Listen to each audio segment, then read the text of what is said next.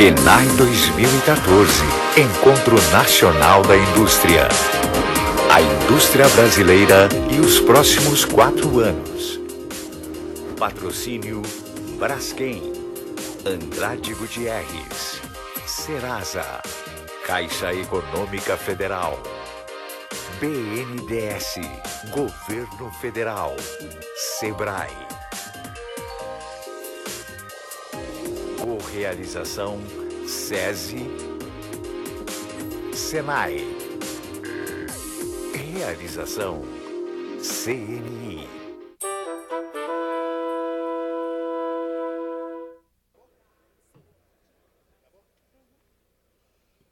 Bom dia a todos e a todas. Obrigado aqui pela presença hoje na continuidade do nosso Encontro Nacional da Indústria. E nós vamos dar início aos nossos painéis, mas eu gostaria aqui, com muito pesar, muita tristeza, pedir a todos aqui um minuto de silêncio, porque ontem faleceu um companheiro nosso, presidente da Federação das Indústrias da Bahia, Carlos Gilberto Faria, um grande companheiro, amigo, pessoa admirada, batalhador, e que nos deixou ontem. Então, pedir aqui esse minuto de silêncio e pedir a Deus que proteja ele e a sua família.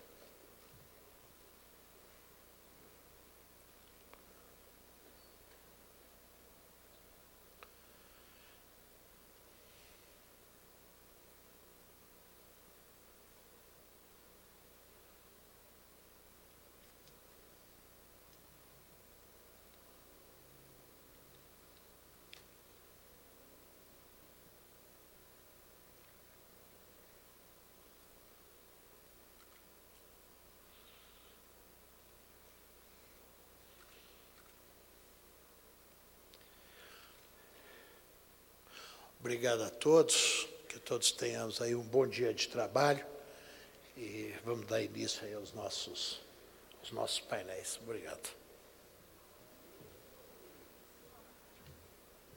5, 4, 3, 2, 1. Quando a indústria cresce mais, o Brasil cresce mais e melhor. A indústria precisa de um ambiente mais favorável para o seu crescimento. Quais as expectativas para o novo governo? Quais os desafios para a indústria e o Brasil? O que podemos fazer nas nossas empresas? Como fazer avançar a agenda da indústria?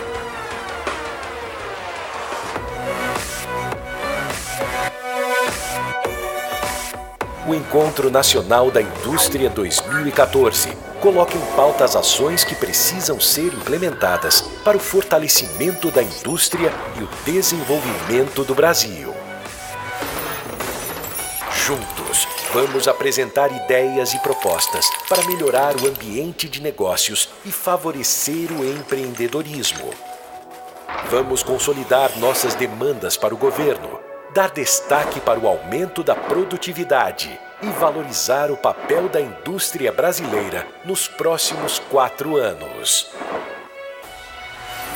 Só assim, vamos conseguir investimentos, dar um salto tecnológico no Brasil, reduzir preços e gerar emprego e renda. Precisamos ser mais competitivos para reposicionar nossa indústria no cenário global.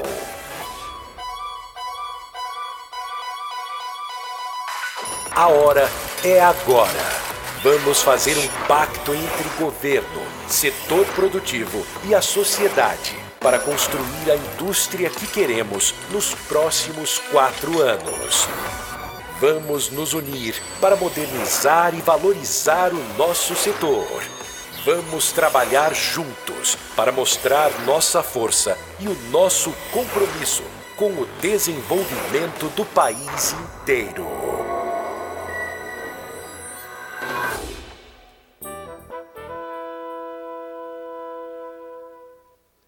Bom dia, senhoras e senhores.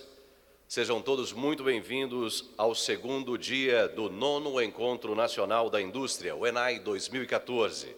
Uma iniciativa da Confederação Nacional da Indústria, CNI, em parceria com o SESI e SENAI, que contribui para o dinamismo e aperfeiçoamento da indústria brasileira.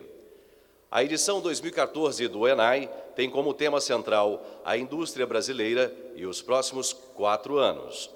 Este evento conta com o patrocínio das seguintes organizações: Braskem, Andrade Gutierrez, Serasa, Caixa Econômica Federal, BNDES e SEBRAE. Informamos que houve uma alteração na programação e que, após a segunda sessão de hoje, haverá a apresentação dos resultados da consulta aos sindicatos industriais e a apresentação da Carta da Indústria 2014. A primeira sessão temática do dia de hoje e sexta do ENAI 2014 abordará o tema A inserção da economia global é o teste de competitividade da indústria. A participação no comércio internacional e nas cadeias globais de valor desenvolve mercados, induz o aumento da produtividade e a capacidade de inovação. Qual deve ser a estratégia do Brasil? Como desenvolver políticas que contribuam para o desenvolvimento da estrutura industrial do Brasil e para o aumento das exportações? Como integrar mais e melhor o Brasil à economia mundial?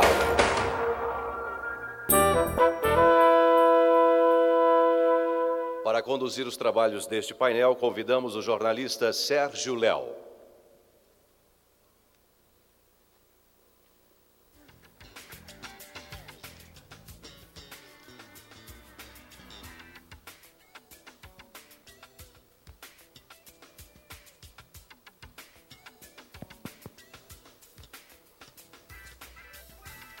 Bom dia, senhoras e senhores.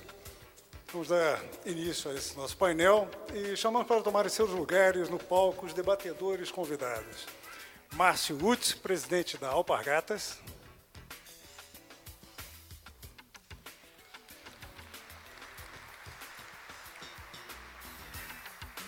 Ailton Barberino, vice-presidente global da Stefanini.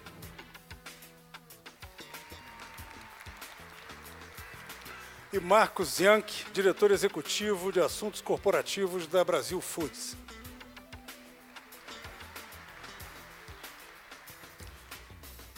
Bom, inicialmente gostaria de lembrar aos senhores e senhoras a dinâmica desse debate. Ele vai ter 1 hora de duração, será baseado em perguntas que vão ser exibidas à plateia. Vocês escolherão uma pergunta e ela será dirigida aos debatedores. Poderão, para a escolha, usar esses aparelhinhos que vocês têm aí do lado de suas cadeiras.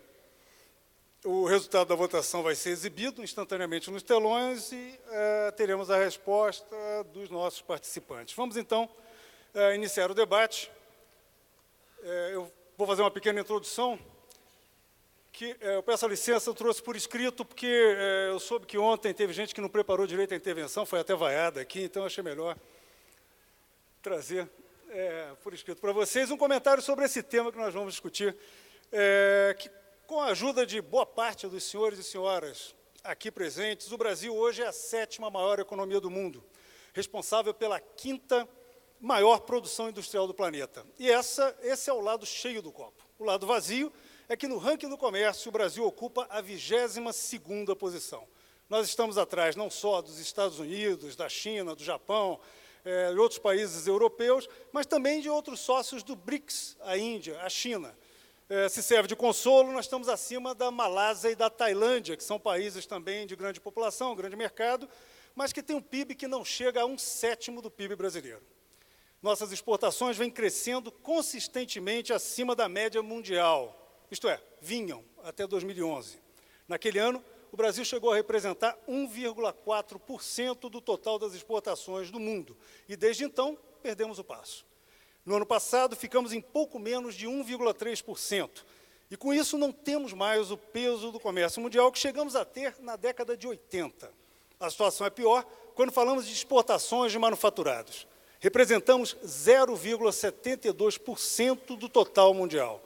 Estamos patinando nessa posição entre 0,6%, 0,8%, desde a década de 90.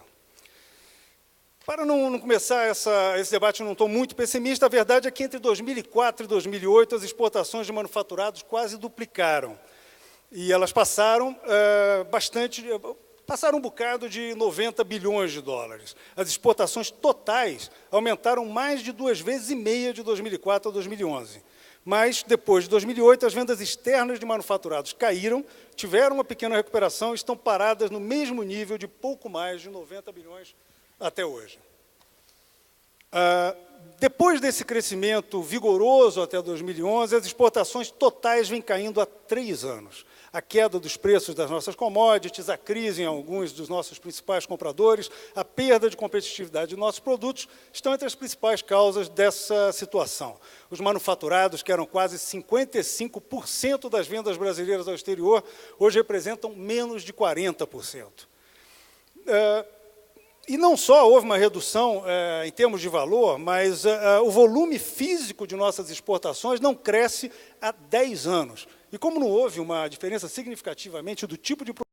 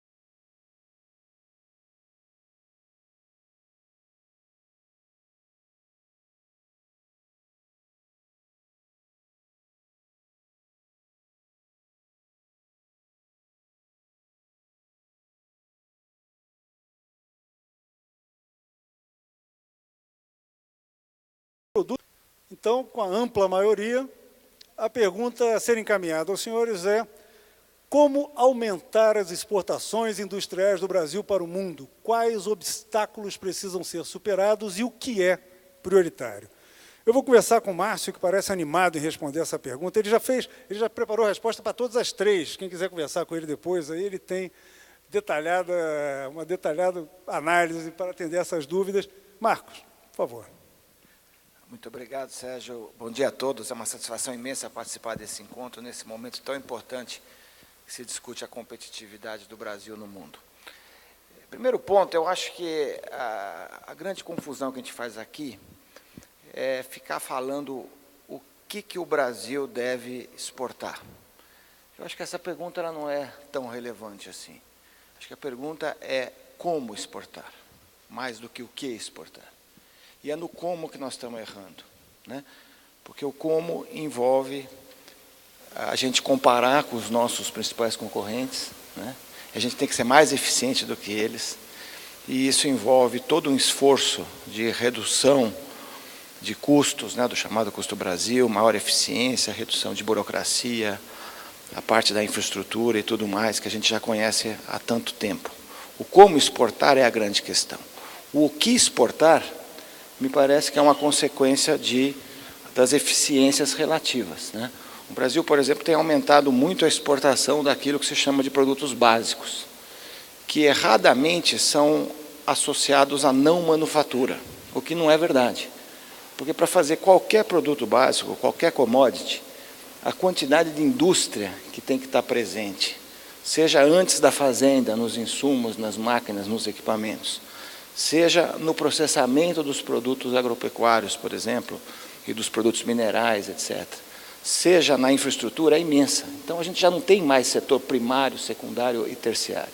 Aquilo que se chama de setor primário, que é o que o Brasil hoje mais exporta, são produtos altamente sofisticados, apesar de serem commodities. Então, acho que esse é o primeiro ponto importante. A gente tem que melhorar muito mais o como do que o que. A gente tem que fazer em outras áreas o que vem acontecendo hoje com produtos básicos que têm ainda uma competitividade lá fora. Nesse sentido, eu gostaria de falar 3 coisas que eu acho que são fundamentais, que eu aprendi vindo do setor de agronegócio atualmente lá na BRF. A primeira é a integração de cadeias globais de valor, que tem sido tão falado, né?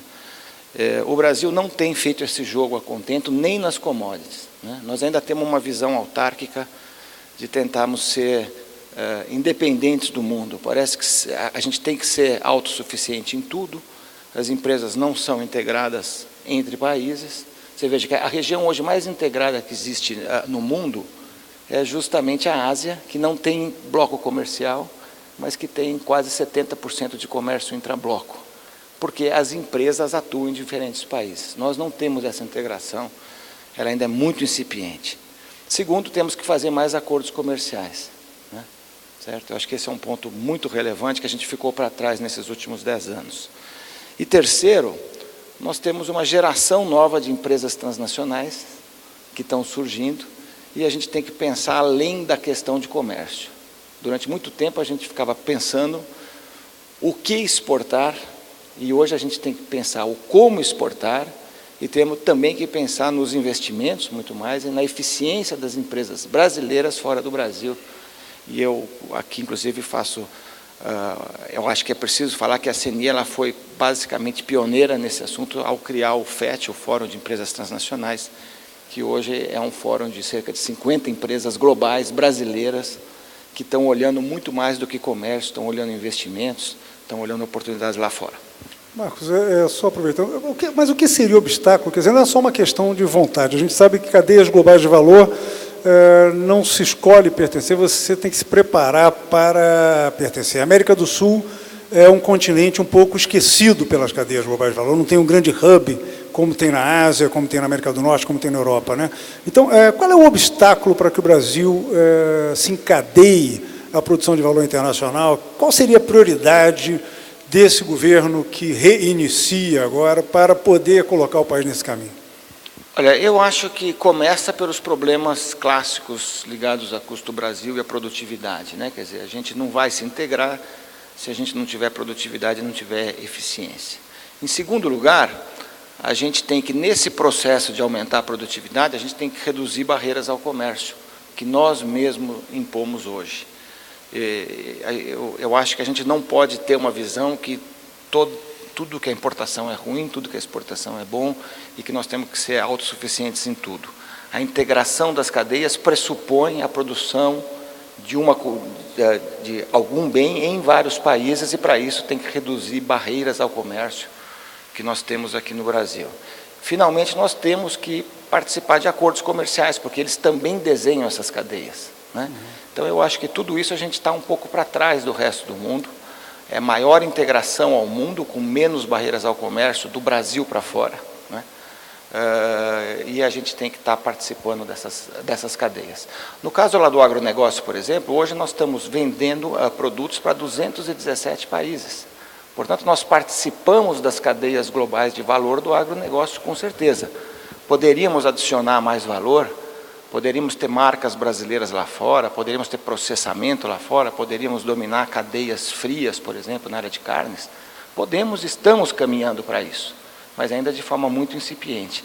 Em outros setores, nós estamos isolados do mundo. Então, eu acho que a gente tem que se integrar de alguma forma em todos os setores, começando pela eficiência das empresas, passando por acordos comerciais, passando por redução das barreiras ao comércio.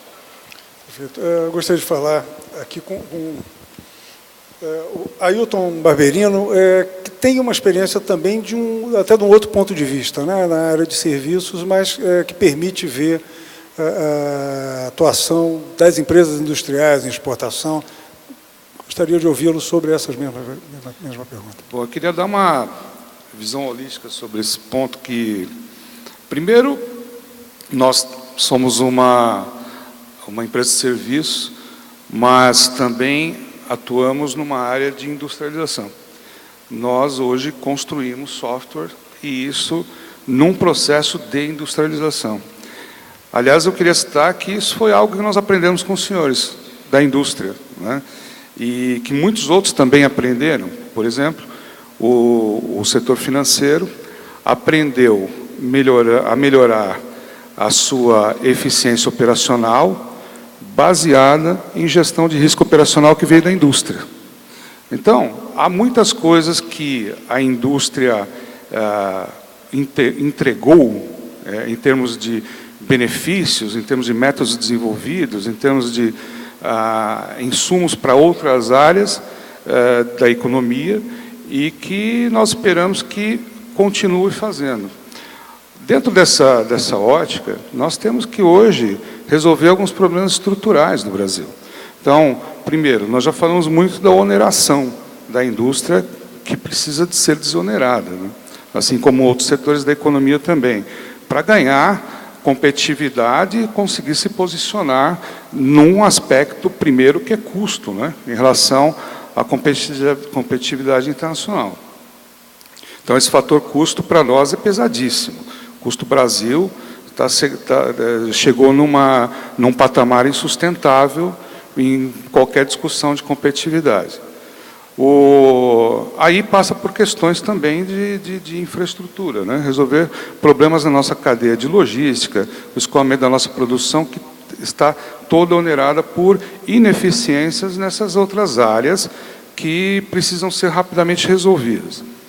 Nós participamos de fóruns, como o caso do US Brasil CEO Forum, que algumas indústrias aqui também participam, que discutem desde 2008 esses fatores. Como melhorar essa competitividade? Há um fórum interno, que inclusive é liderado pelo Dr. Jorge Gerdau, que fala somente da competitividade. Como nós podemos melhorar isso? Todos esses assuntos têm sido discutidos lá. Agora, mais do que discutir, nós temos que realizar, né? Então, nós precisamos, além de resolver problemas na cadeia de produção, nós temos que resolver problemas de sustentabilidade. Então, aí passa também pela educação. Formação de força de trabalho. Hoje, por exemplo, o Sistema S, que é maravilhoso, não dá conta. Nós precisamos estender, melhorar a educação básica e chegar até a formação técnica nas escolas, antes mesmo de pensar nas questões de formação superior e tal. Nós precisamos pensar em formação de força de trabalho.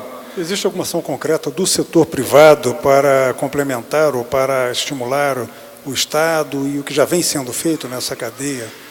Nós temos, desde o início das discussões do comitê, nesse caso do US Brasil CEO Forum, nós temos trabalhado em medidas e tal, e uma delas gerou até um projeto de lei que nós apresentamos ao governo alguns anos atrás, que ainda deve estar correndo por aí, que é um programa de formação de força de trabalho baseada em investimento da própria empresa, da própria indústria, na formação específica que ela necessita para a sua área produtiva, e isso estimulado por incentivo fiscal de programas de estímulos similares ao que hoje nós temos com programas para a área de cultura, para a área de esportes, ou seja, nós precisamos também desses programas sendo executados na área de formação de força de trabalho. Então, incentivar a indústria, que já é uma forma de desonerar, porque aí nós temos dois benefícios, né? Primeiro,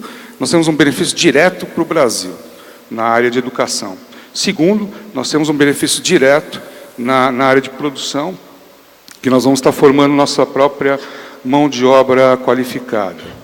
Em alguns casos, esse trabalho é tão necessário que, se não acontecer, em poucos anos, nós vamos ter que estar importando nossos próprios componentes para complementar a nossa produção. Não que isso não seja uma ideia ruim, uma vez que se fala de integrar o Brasil dentro das cadeias produtivas globais. É uma excelente ideia, mas desde que nós também tenhamos o nosso quinhão nisso. Então, nós temos que tanto utilizar quanto levar os nossos componentes para as cadeias globais. Hoje, falando aí, voltando um pouco à indústria de software, hoje nós fazemos isso. E, mais uma vez, nós aprendemos isso com a indústria. Então, hoje, nós falamos em industrialização de software e distribuímos a nossa cadeia de produção em diversos países. A nossa empresa, por exemplo, ela opera em 34 países. Alguns desses países são notoriamente conhecidos pelo baixo custo de desenvolvimento de serviços. Então, nós usamos também isso como construção de componentes que se integram numa solução final. Isso nos dá competitividade, nos permite, hoje, concorrer em mercados internacionais. Então, ainda fazendo uma comparação da indústria de software, hoje a TOTOS concorre na indústria internacional de software, global de software, né, com parceiros grandes como SAP, Oracle e outros. Então, são problemas grandes a serem resolvidos, né, problemas estruturais e organizacionais. Quando se olha para como organizar a nossa economia em clusters, de forma que nós consigamos integrar a nossa cadeia interna, antes mesmo de nos integrarmos às cadeias globais, que são muito similares a isso, e também investir na área de pesquisa e desenvolvimento. Massucci, foi mencionada aqui a questão de educação, foi mencionada a necessidade, talvez, de um apoio, até de desoneração, uma coisa que o ambiente atual não é muito favorável, em função das restrições fiscais que a gente pode adivinhar pelo menos nos próximos 2 anos. E esse exemplo muito interessante de fragmentação da cadeia num setor que se habituou a entender como de serviços. Em setores que não são de eletroeletrônicos, máquinas, equipamentos, também é possível replicar esse tipo de experiência? E qual seria realmente, o que os empresários deveriam priorizar no seu esforço de convencimento, de busca, de mudança do quadro atual? Bem, em primeiro lugar, eu agradeço a você, aos amigos aqui do painel, a CNI também, por meio da pessoa do presidente Robson e das pessoas organizando aqui o ENAI. Muitíssimo obrigado pela oportunidade e até pela irresponsabilidade de me convidar. Eu não sou especialista nisso, do negócio de tocar a empresa. Então, eventualmente, posso ter minhas opiniões não tão ligadas assim diretamente ao tema. Por outro lado, também, eu aproveito para fazer meu pequeno comercial. Espero que vocês comprem bastante sandálias havaianas, bastante tênis Mizuno, bastante roupa da Oscar, que é para poder ajudar a gente a pagar a conta, porque a coisa está feia, mercado interno e mercado externo.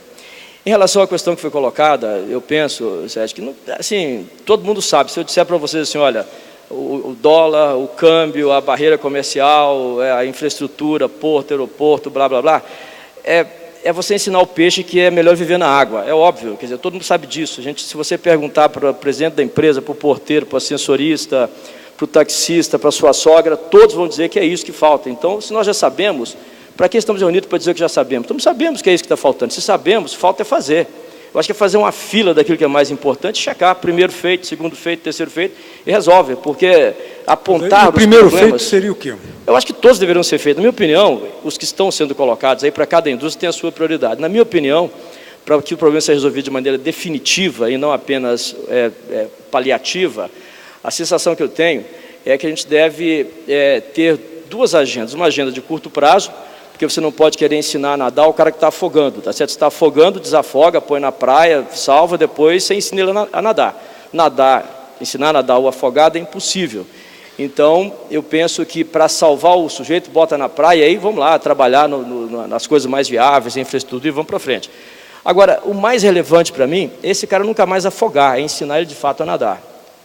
E, na minha opinião, eu começaria por uma questão chamada escolarização, que a gente confunde com educação. Educação, na minha visão, você tem em casa, seu pai que tem que te dar educação, sua mãe. A escola não dá educação. O professor tem 4 horas por dia com 50 alunos na sala, não vai educar ninguém. Ele vai escolarizar, ensinar o que tem que ser feito. Então, acho que a escolarização é um fator super importante que faz, de fato, os países crescerem mais ou menos de acordo com o índice de escolaridade que eles têm, de acordo com o nível de conhecimento, de aprendizado técnico que cada um deles tem. Eu não sei se vocês já leram, tem um livro recente agora chamado Why Nation Failures, quer dizer, por que as nações falem, né? É um livro recente, ele conta algumas coisas que, de certa forma, são emblemáticas e vão destruindo mitos que a gente tem pela vida. Eu penso assim, lá dito que as nações desenvolvidas estão nos climas frios, porque o sujeito está no frio, está acostumado a economizar comida, dinheiro, é tudo difícil, então ele vai lá e economiza, por isso ele é desenvolvido. Outros falam, não, é a colonização. Então a colonização americana foi do inglês e assim por diante. Outros dizem, não, são nações que passaram por guerra. Eu entendo que a guerra, de fato, faz as pessoas aprenderem a inventar o radar, o motor a jato, muitas coisas na guerra. Mas existe uma contradição nisso, que eu acho que não é bem isso. Se você olha a Coreia do Norte e a Coreia do Sul, é a mesma colonização, o mesmo povo, a mesma língua, a mesma história. Passa uma linha, olha para cima, Coreia do Norte e Coreia do Sul, o que aconteceu? Alemanha Oriental e Ocidental, o período que foi separado, olha o que aconteceu. Então, mesmo país, mesma língua, mesma origem. Aliás, tem uma foto no satélite muito interessante, se vocês tirarem no Google, tem uma foto aérea que mostra a Coreia do Norte, Coreia do Sul e a China. Observa que a área onde está a Coreia do Sul é toda iluminada à noite. A Coreia do Norte é tudo escura e a China tem pontos claros, o restante é tudo escuro. Por quê? Porque falta energia.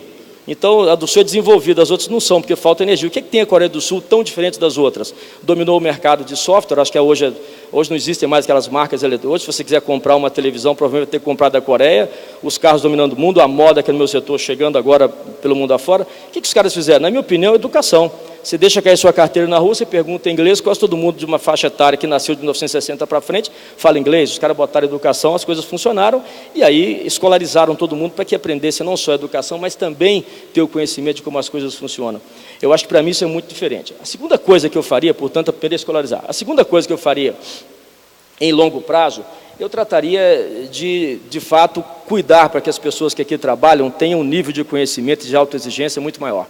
Eu acho que nós somos, de certa forma, muito lenientes assim, com a incapacidade. Eu começar, às vezes as empresas falam assim, eu tenho 2.000 colaboradores, lá na minha empresa tem 5.000 colaboradores. Veja, o sujeito tem vergonha de dizer que é empregado, fala que é colaborador. Colaborador não é nada, o cara que colabora, ele nem sequer ganha, ele colabora. Quem é co não é nada, você tem que ser o laborador, não o colaborador. Então, você manda o sujeito embora, ele vira um desempregado, mas quando ele está empregado, ele fala que é colaborador. Então, ele começa a ter essas diferenças de percepção da realidade que ele existe, daquilo que ele acha que é legal. Começa a dar apelido, eu sou colaborador. Se eu um dia entrar numa empresa e me chamar de colaborador, sai na hora. Eu não vim aqui colaborar com nada, vim trabalhar, fazer as coisas acontecerem, dar o meu recado, executar o que eu tenho que fazer, ganhar meu dinheiro, construir uma relação bacana com a empresa, com a sociedade e fazer as coisas acontecerem. Então, eu acho que essa relação é mais profissional das pessoas com as empresas, o nível de exigência, a régua da produtividade subir, isso é muito importante, porque sem isso as coisas não vão acontecer. E a terceira coisa que eu faria, a outra, vou parar na terceira, para não encher o saco de vocês, mas a terceira que eu faria, eu abriria de maneira unilateral as importações, o mercado brasileiro para a América do Sul para começar. Abriu. O Brasil não tem problema, pode trazer para cá o que quiser trazer, nós vamos crescer com isso. Porque a sensação que eu tenho é que a gente fica protegendo, criando barreiras, você só tira dinheiro do mercado. O meu setor de calçados tem 35% de imposto de importação e uma tarifa antidumping contra a China de mais $14 por sapato. Se você importar um sapato que custa $10, você paga mais 14 de antidumping, depois 38 de importação e as despesas daí para frente. É óbvio que vai chegar muito mais caro aqui. Eu tenho problema com isso? Nenhum problema. Para mim podia ser zero de importação, não faz diferença, eu estou fabricando aqui. Mas, de qualquer maneira, eu não fabrico aqui porque tem tarifa antidumping. Eu fabrico aqui porque é conveniente. Investimos na indústria, crescemos, evoluímos, é uma indústria moderna. Se você protege artificialmente a sua indústria, você vai criar um espelho. Que se eu olho para ele e falo, como eu sou bonito, o espelho, você é bonito mesmo, você não está vendo o mundo, está vendo a si mesmo, vai continuar se admirando o tempo todo. Então, você tem que abrir mesmo, fazer coisas diferentes para que o mercado venha. E a gente, a partir de uma entrada de produtos competitivos no mercado, a indústria também vai ser competitiva e o mercado vai se abrir também para a gente exportar. A gente fica sempre apostando quem vê primeiro o ovo ou a galinha, nenhum dos dois vem e ficamos esperando a vida passar. E olha que ela passa. Né? Então, se a gente faz as mesmas coisas, provavelmente o resultado será sempre o mesmo. Tem que fazer diferente. Eu acho que se a gente analisar quanto que a gente drena de recursos do consumidor para comprar um sapato mais caro ou dar o conforto à indústria local de vender mais caro, porque o mercado é todo protegido, talvez o que eu vendo mais caro, um tênis Mizuno, se eu pudesse vender um software, pudesse vender um frango com esse dinheiro que estaria circulando no mercado. Só que você não vende o frango nem o software. Por quê? Porque eu vendi mais caro o meu produto, porque ele é mais caro para trazer, para importar. Então, a economia não circula, você reduz a quantidade de bens em circulação por uma quantidade de dinheiro que você saca, você drena a economia, você drena o mercado. Oi? Nós vamos retomar esse tema no segundo bloco. Mas eu te peço perdão para interromper por causa do tempo, mas não pela qualidade do que você está falando, mas pelo tempo que é cruel com todos nós. Esse assunto nós vamos retomar agora no segundo bloco. É muito interessante ver aqui um representante da indústria de calçados com essa defesa enfática do livre comércio. Isso aí diz muito do espírito da indústria, ou de parte da indústria, hoje, nesse momento. E vamos abrir, então, para o segundo bloco de perguntas, que é exatamente sobre esse tema. Os senhores têm 15 segundos para votar qual dessas perguntas deve ser encaminhada ao grupo. A primeira pergunta é: como o Brasil será afetado se os acordos entre Estados Unidos e União Europeia e as negociações da parceria transpacífica forem firmados? Lembrando aos senhores e senhoras que a recente eleição de meio termo, de meio mandato para o Congresso, tornou isso mais fácil, pelo menos do ponto de vista político do Congresso americano. O segundo ponto é: o Mercosul hoje é uma vantagem ou um obstáculo para a maior inserção internacional do Brasil, e qual deve ser a estratégia na medida em que não há condição de o Brasil se separar totalmente do continente? Nós estamos aí, somos nossos vizinhos e ainda um grande mercado industrial. E a terceira pergunta é: os acordos de comércio podem ser uma alternativa para reverter a perda de competitividade? Quais países devem ser prioritários? Eu acho que, se essa terceira pergunta ganhar, parte dela, já temos aí um começo de resposta aqui do Márcio Uti.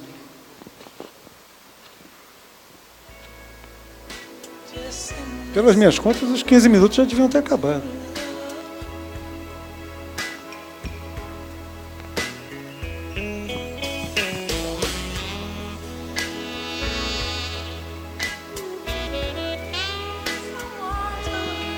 Olha aí, e é essa. Não sei se foi sua fala que animou o pessoal, mas a pergunta, então, que eu vou encaminhar, evidentemente que podem tocar. Temos o tempo curto, já atravessamos um pouco o tempo nesse primeiro bloco, então peço aos senhores que sejam bastante sucintos e diretos. Os acordos de comércio podem ser uma alternativa para reverter a perda de competitividade? Quais países devem ser priorizados? Mas, como eu lhe cortei a palavra no momento que você estava exatamente falando disso, então eu lhe devolvo a palavra para que você possa terminar e concluir seu raciocínio e estender, se for o caso, para outros pontos desse. Quer dizer, quais países devem ser priorizados? Essa é uma grande discussão. É sul, é norte, é todo mundo, é o quê? Eu acho que é um levantamento que tem que ser feito, antes de dizer os países, eu diria assim, quais são os mercados de quais as categorias de produtos, não os países. Onde estiverem as categorias, serão os países priorizados. Eu acho que priorizar país por questões políticas, ideológicas, sim ou não, acho que é uma bobagem dantesca. Eu acho que deve-se pensar quais são as categorias de produtos que o Brasil é competitivo ou não, onde temos que exportar, onde temos que importar, e aí o produto dessa reflexão virá, então, nos países. Se você analisar bem, o Brasil hoje tem, eu acho que hoje já tinha algum tempo, eu acho que terá por algum tempo ainda, algumas dicotomias muito grandes. Por exemplo, nós somos um dos maiores produtores mundiais de cacau. No entanto, o melhor chocolate do mundo se importa de onde? Da Suíça, né? Então, somos os maiores produtores mundiais de café. O melhor café do mundo, pelo menos a meu gosto, cada um tem um gosto, o meu vem da Itália, o melhor café do mundo. Quer dizer, a cachaça... Solúvel da Alemanha. Solúvel da Alemanha, eu não gosto de solúvel. Se você pensar a cachaça nossa, ninguém conhece. A cachaça do México, que é a tequila, a marca José Cuervo, você encontra na China, em todo lugar do mundo. Quer dizer, ou seja, há muito a ser feito ainda para dizer quais são os países para nós vamos vender ou de onde vamos comprar. Eu acho que tem que se pensar na listagem das categorias mais relevantes e, a partir daí, fazer os acordos. Para mim, se fosse olhar só para alpargatas, é claro que eu queria ter um acordo muito melhor com a Europa e os Estados Unidos, porque lá o pessoal ganha mais dinheiro e eu consigo vender mais caro.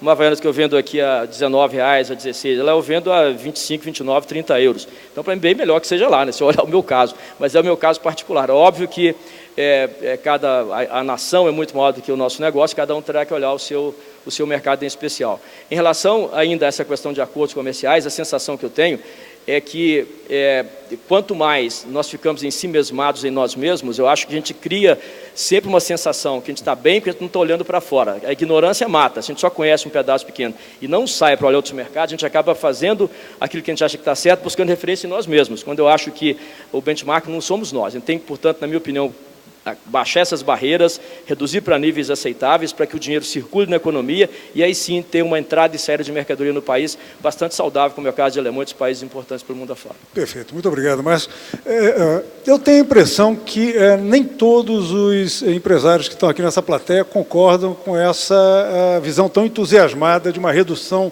rápida das barreiras comerciais e o abandono das medidas antidumping. Mas eu vou perguntar, então, a Ailton, o que teria a dizer sobre isso? Realmente acha que os acordos de livre comércio, eles são a alternativa para reverter a perda de competitividade? Eles, de certa forma, obrigariam o país a tomar essas medidas que vem adiando há tanto tempo, que nos fazem ficar repetindo os mesmos temas em debates como esse? E que países, caso seja essa saída, deveriam ser priorizados? Eu não concordo que seja essa a solução para melhorar a nossa competitividade, porque, como nós falamos aí antes, competitividade tem vários outros problemas para resolver antes, que são primordiais, são críticos, né? Com relação a mercado, eu concordo que nós temos que analisar, são mercados, né?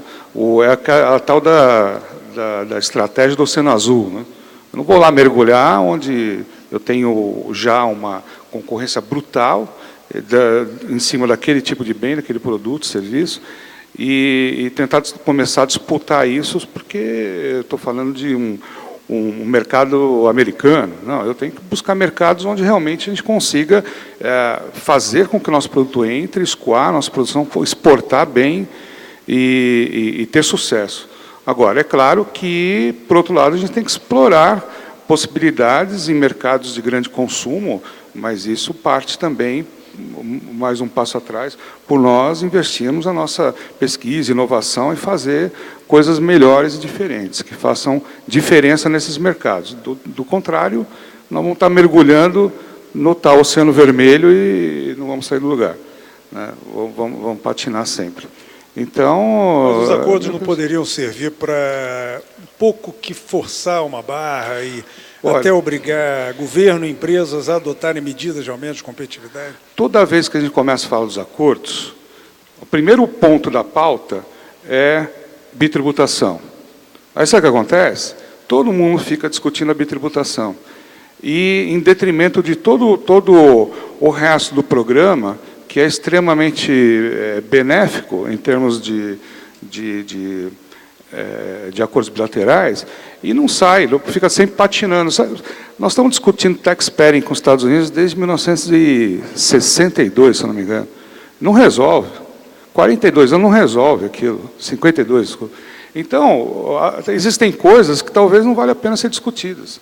E aí, eu acho que acordos comerciais são benéficos, né? Desde que você tenha a condição de colocar questões polêmicas de lado. Senão, vão ficar perdendo tempo, patinando, não resolve nada, e todo mundo fica à volta daquilo. Mas eu acho que claro, acordos comerciais, eles estimulam a produção, alavancam o comércio entre os países e que também propiciam a criação de ambientes equiparados, né? Então, muitas vezes, quando você vai discutir os acordos comerciais, voltam essas questões estruturais, porque você precisa equilibrar os dois ambientes de mercado para que nós possamos operar em condições iguais. E depois, combater barreiras contra os nossos produtos. Acho que isso é uma coisa que a gente tem que fazer com mais eficácia, porque nós temos muitos países ainda que resistem ao nosso produto. Inglaterra é um deles, né? Perfeito. Marcos, que eu já encontrei até do outro lado do mundo negociando acordos comerciais, né, naquela rodada de Doha, em Hong Kong, na qual, se tivesse dado certo, você seria comemorado como um dos heróis que ajudou a tentar destravar aquilo, mas infelizmente não foi possível. Fala um pouco sobre... responde essas perguntas. Qual é a sua opinião? Bom, esse é um dos meus assuntos preferidos, porque, de fato, eu passei muitos anos na vida acompanhando a negociação pelo agronegócio, inclusive todos os setores. Encontrei aqui o Carlos, com quem a gente teve também tantas rodadas de ALCA, de União Europeia-Mercosul, de lá de OMC. Se você se entusiasma muito na resposta, eu vou te cortar e a gente continua no bloco seguinte, que também vai ter espaço para falar disso. Não, mas eu queria fazer só uma introdução aqui, que acho que é importante, que é o seguinte: é inevitável ter que participar do mundo dos acordos comerciais, porque hoje tem 400 acordos pelo mundo e tem mega blocos comerciais em andamento, e quem está capitaneando hoje são os Estados Unidos, porque eles estão fazendo um acordo chamado TPP, Transpacífico, com 12 países do lado Pacífico das Américas e com países muito importantes na Ásia, mais o TTIP, que é Estados Unidos e Europa. Portanto, se a gente não participar desses acordos, nós vamos sofrer o chamado desvio de comércio e de investimentos. Portanto, não é que a gente fica lá no 0 a 0, a gente perde com isso, porque vai haver preferência comercial e preferência de investimentos e de outras coisas entre os países que assinam acordos. E há 10 anos atrás... Já existe uma série de entraves nesses acordos, Japão, Estados Unidos, no caso do TPP, Europa, Estados Unidos, questão de regras. Você não acha que esses entraves possam comprometer a realização desses acordos? Eu acho que a gente tem que enfrentar essas negociações. Há 10 anos atrás, nós éramos campeões de megablocos. O Brasil estava no centro desse palco, o Brasil era extremamente proativo na rodada de Doha, lá da OMC, e tinha 2 grandes blocos regionais, o bloco da ALCA, envolvendo 34 países, e o bloco da União Europeia com o Mercosul. Estávamos no centro, certo? 10 anos após, as rodadas multilaterais fracassaram e não tem muita vida pela frente, mas apareceram grandes blocos pelo mundo, em todos os lados, e a gente não participa de nenhum deles. Então, eu acho que a gente tem que participar. Quando você fala assim, o que é prioritário, eu acho que não há um bloco prioritário. Existem muitos interesses, a gente tem que fazer esse jogo, tem que negociar com todo mundo. Nós temos estrutura para isso? Para encarar esse monte de... A gente fez isso há 10 anos atrás. Eu acho que a gente tem uma diplomacia muito ativa, a gente tem hoje interesses empresariais falando de integração de cadeias produtivas. Quer dizer, se a gente está falando disso abertamente hoje em todos os fóruns, é porque existe já um pouco de maturidade para isso. É claro que você não pode caminhar para a tarifa zero do dia para a noite, certo? Você tem que passar por um processo, inclusive, de ajuste interno para poder competir, né? Mas eu acho que a gente tem que participar desse jogo e hoje a gente não está participando. Agora, em termos de agronegócio, por exemplo, qual é o que seria mais importante para o agronegócio hoje? É muito simples. Você traça um círculo ali em volta da Tailândia, China, certo? Se você pegar China, Tailândia, Índia, Indonésia e aqueles outros países ali em volta, você tem 51% da população ali. Tem mais gente naquela área do que tem gente em todo o resto do mundo, certo? E aquela área só tem 20% da água e 17% das terras aráveis. Portanto, existe um déficit crescente de alimentos naquela área. É óbvio que para o agronegócio seria importante que se avançasse com eles. Agora, é claro que há outros setores que não vão achar isso. E é por isso que eu acho que o Brasil tem que entender todos os setores e tem que iniciar as negociações o mais rápido possível para não ficar de fora, para não sofrer, para não ser negativamente colocado, né? Perfeito. Impactado. É bom, esse tema continua nesse próximo bloco de perguntas que eu vou exibir agora para os senhores e senhoras.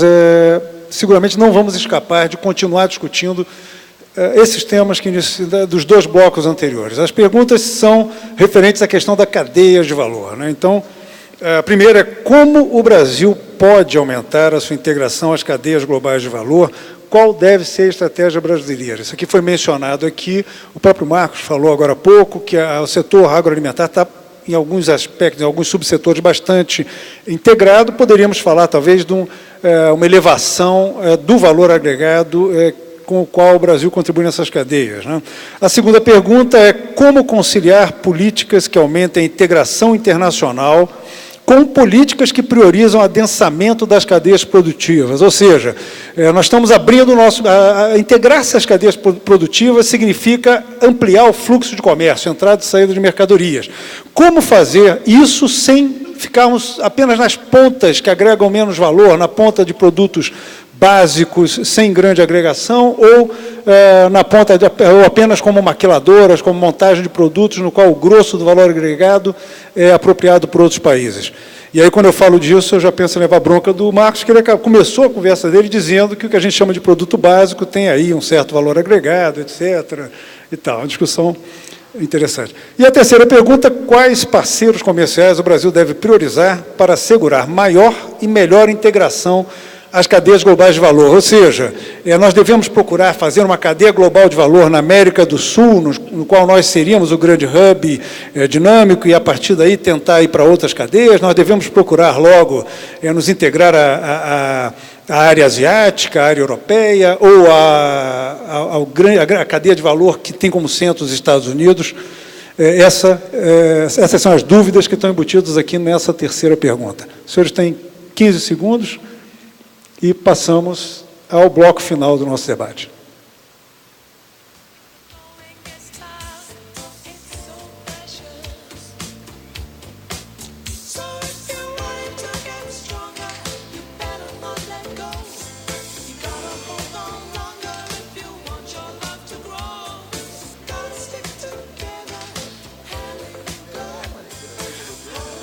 Bom, para evitar dividir o país, vamos ter uma saída marina aqui, né? Não vamos fazer a polarização. Eu vou fazer as duas perguntas, porque eu acho que, no fundo, as duas se complementam.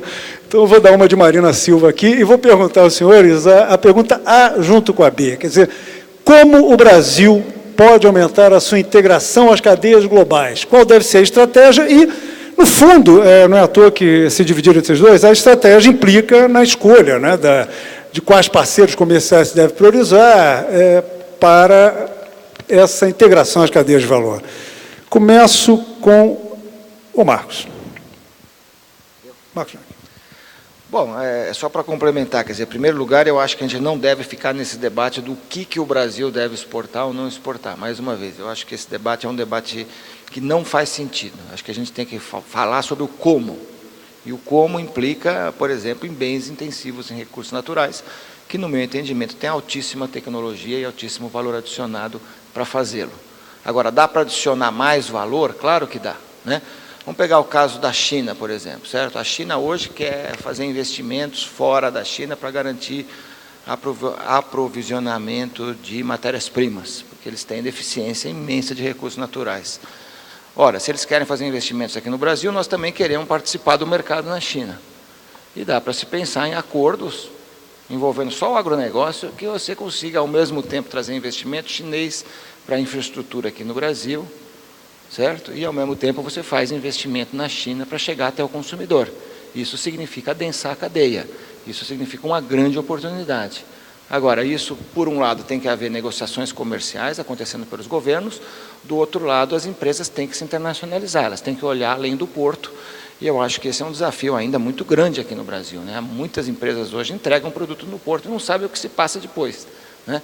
Então, eu acho que esse ponto é muito importante. Existe uma geração hoje de empresas transnacionais que está crescendo, tem muitas dificuldades. Recentemente tivemos esse problema todo relacionado com a tributação lá de lucros, que teve muita ação e acho que ainda vai ter que ser tratado, mas existe a possibilidade real e concreta do Brasil participar ativamente das cadeias de valor pelo mundo.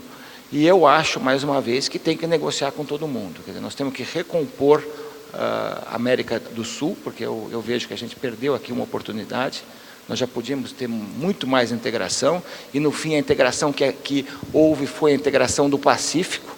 Hoje a América está integrada do Canadá ao Chile pelo Pacífico. Quem ficou fora somos nós.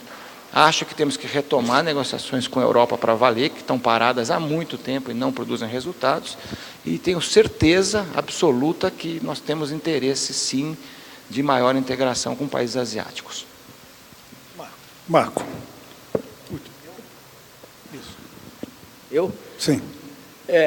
Bem, assim, nós, olhando o perfil da exportação brasileira, ela tem uma queda consistente na exportação de manufaturados e um aumento na exportação de commodities ou básicos, né?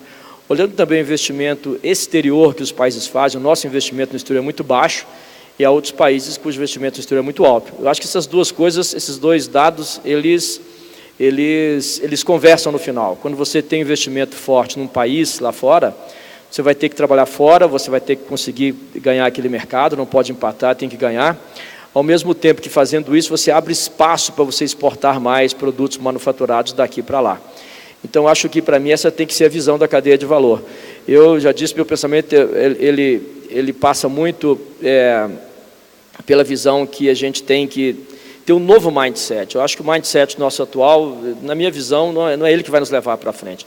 A gente não pode ter mais evolução nesse assunto, a gente tem que ter revolução nesse assunto. Não dá para a gente poder ficar caminhando a passos, tem que fazer revoluções, ver quais são as áreas que nós vamos atacar e atacar essas áreas de maneira muito definitiva para que elas possam fazer a diferença no futuro do nosso país na questão das exportações e da melhoria da competitividade da nossa indústria. A competitividade se dá por gente boa, gente preparada, gente treinada, isso é produtivo, se dá por um parque industrial moderno, bem instalado, coerente com aquilo que se quer fazer, com os mercados que se quer atender. Eu não vejo outra forma que não seja essa. Eu acho que qualquer coisa fora isso é você andar em torno e não atacar de fato o problema principal, que é gente capacitada e indústria preparada, bem montada, máquinas modernas, equipamentos modernos, produtivos. Só para citar um pequeno exemplo disso aí, se a gente olhar na época que fizemos a reforma do sistema financeiro no Brasil, a gente ia para o banco para descontar um cheque, tinha aquele monte de mocinha naquela fila do caixa, você dava o cheque, ela virava para trás, olhava para você, conferia a assinatura, baixava um papel, batia assim, e às vezes misturava a ficha, você voltava depois, ela demorava a te encontrar que estava fora da ordem alfabética. Aí a outra ficha levantava, pegava lá, anotava o saldo é tanto, menos tanto, botava, batia a ficha para baixo, voltava, olhava a sua cara, contava o dinheiro, cuspia no dedo, dava aquele dinheiro babado para você, você botava e levava e tinha aquele poder ali. Aí havia milhões de pessoas trabalhando nisso. Quando foi feita a revolução do sistema financeiro nosso, houve, acho que foram milhares, não lembro quantos, não me lembro, mas assim, muita gente, eu me lembro das greves na rua, aqueles cartazes, aquela coisa toda, porque estava automatizando os bancos. Bom, está aqui, Stefanini sabe muito bem o que foi feito, ou seja, automatizou, o sistema hoje é robusto, é bom, é bacana, mas passou por um momento de sofrimento. Então, na minha visão, é a mesma coisa. A pessoa quer ter grandes vitórias, você não vai ter grandes vitórias com pequenas lutas. Lutas grandes, vitórias grandes, lutas medíocres, vitórias medíocres. Então, eu acho que, de fato, tem que passar por um processo de abertura mesmo, vai sofrer um pouco, sofre, mas queremos fazer um país bacana, não vai ser feito a conta-gota, vai ser feito com ações de peso grande, que vão doer, mas tem que ser feito. Essa é a minha opinião. Ailton, qual a estratégia?